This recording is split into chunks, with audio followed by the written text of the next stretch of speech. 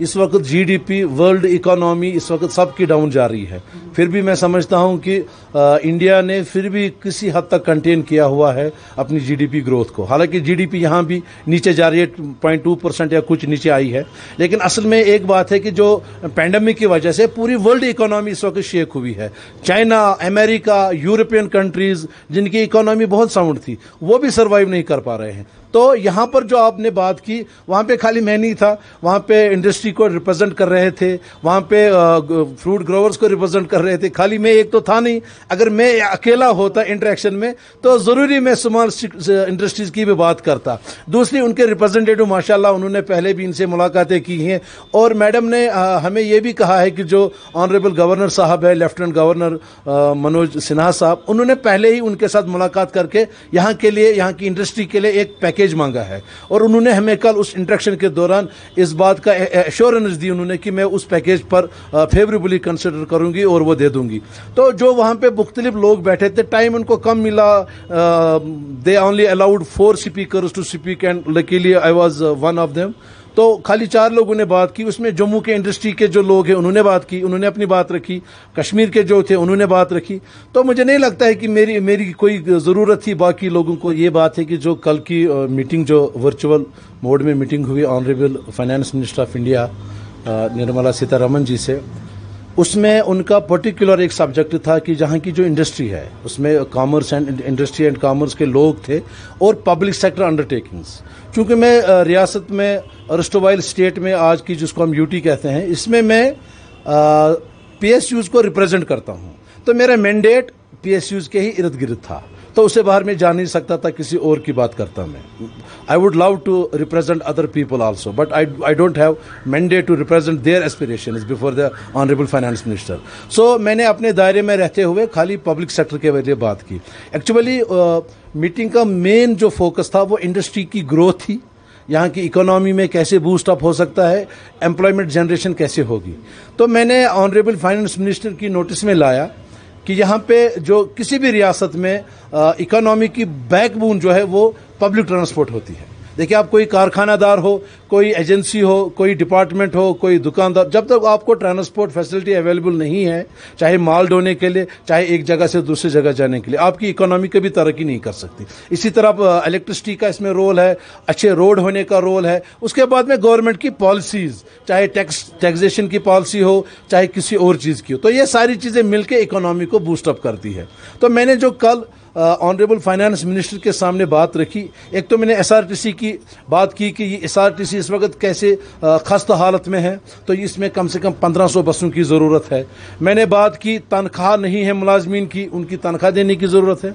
मैंने बात की हैंडलूम डेवलपमेंट कॉरपोरेशन में हम किस तरह से आर्टिजन को अपने घर में जाके रोज़गार देते हैं, उनको फाइनेंशियली मदद करने की ज़रूरत है। मैंने बात की एचपीएमसी जो फ्रूट ग्रोवर है, खासकर एप्पल इंडस्ट्री से वाबस्ता लोग हैं, एचपीएमसी उनके लिए एक बहुत बड़ा रोल अदा कर सकती है। अगर उनको जूस कंसंट्रेटर दिए जाए हर एक डिस्ट्रिक्ट में, हर एक मंडी में, अगर उनको कोल्ड स्टोरेज का फैसिलिटी दी जाए, तो हमारे जो फ्रूट ग्रोवर है वो काफ़ी तरक्की कर सकते हैं। डायरेक्टली इनडायरेक्टली वो क्या नाम इसका एम्प्लॉयमेंट भी जनरेट कर सकते हैं। उनके लिए स्टेबिलिटी की बात जो आप कर रहे हैं, ये कंट्री की बात नहीं है, पूरे यूनिवर्सल ग्लोबल प्रॉब्लम है जो कोविड ने हालात बना रखी है पिछले 6 महीने से पूरे यूनिवर्स का।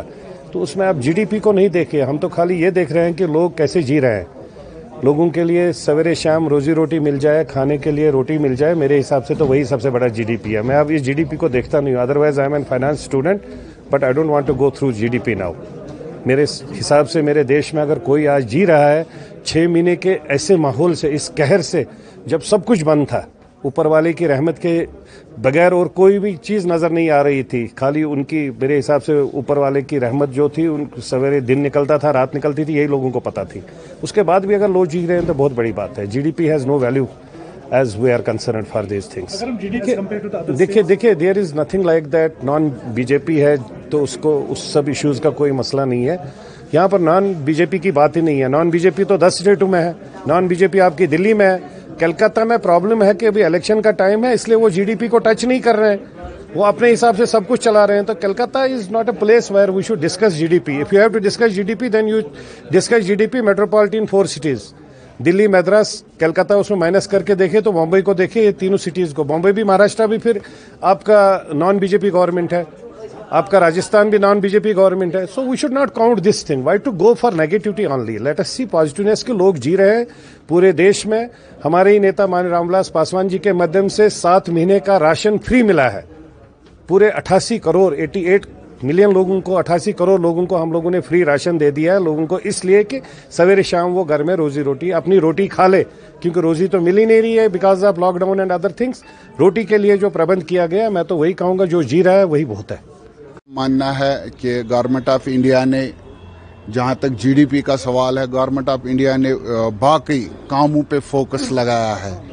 ये उनको चाहिए था कि जीडीपी पे फोकस लगाना, लेकिन बदकिस्मती है उन्होंने बाकी कामों पे फोकस लगाया है, जब तक यह जीडीपी इस वक्त -24 हो गया. ये बहुत एक बड़ी बदकिस्मती है हमारे लिए. इसका इम्पैक्ट मुझे लगता है पूरे हिंदुस्तान पे, तो साथ साथ हम तो ऑलरेडी ही है, पूरे हिंदुस्तान में इसका इम्पैक्ट पड़ने वाला है, लेकिन कश्मीर में इसका ज़्यादा असर दिखा जाएगा. देखिए, जो कल ये मीटिंग हो गई है चैम्बर्स के साथ, लेकिन बदकिस्मती है जेएंड के कंट्रैक्टर्स कोऑर्डिनेशन कमेटी भी एक सेक्शन है, उनको भी अगर फाइनेंस मिनिस्टर ऑफ इंडिया ने उनको मीटिंग में लिया था, हमें भी होना चाहिए था, क्योंकि हमारी भी एक ह्यूज लायबिलिटी है 2014 से, जो कि तकरीबन 1024 करोड़ है. हम उनकी मुखालफत नहीं कर रहे हैं कि वो क्यों मिले, लेकिन मेरी गुजारिश honourable finance minister of India से ये थी कि वो हमें भी इसमें ले जाते, इस मीटिंग में ले जाते, हम भी अपनी जो हमारे मसाइल है रिगार्डिंग 2014 से जो भी हमारे मसाइल, हम भी वो उनके सामने रखते. और यही मसला है कि वो, मुझे नहीं लगता है कि जो भी यहाँ के लोग हैं सभी लोगों को उन्होंने ऑन बोर्ड लिया हुआ है. ये मेरा मसला, ये मेरा मानना है. जहाँ तक हमारा इस वक्त सवाल है, तो हम किस परेशानी में, कंट्रैक्टर फैटर्निटी किस परेशानी हाल में इस वक्त परेशान हैं. हमारी फैमिलीज़ है, हमारे ठेकेदारों के पास स्कूल का बच्चों का फीस नहीं है.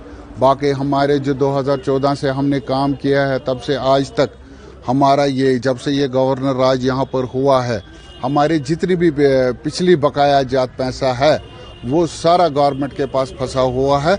अभी तक वो पैसा कोई रिलीज नहीं हुआ. मेहरबानी करके गवर्नमेंट ऑफ इंडिया को चाहिए कि वो जो हमारा सारा पैसा पिछला है वो हमें जल्द से जल्द, हम इस वक्त फाका कशी की हालत में हैं.